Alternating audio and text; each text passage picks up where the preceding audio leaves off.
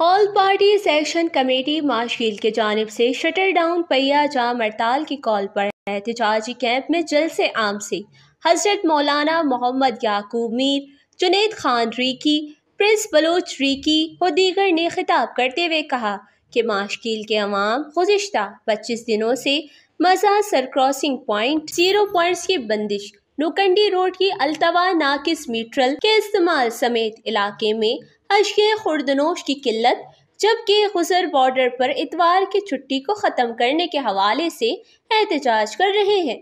लेकिन अफसोस से कहना पड़ रहा है कि हमारे इलाके के हवामी नुमाइंदे कमिश्नर रक्षा DC, वाशुक समेत सूबाही वफाकी हुकूमत हालियान माशकिल के अवाम के जायज़ मुतालबात के बाबत कोई एक्शन नहीं ले रही।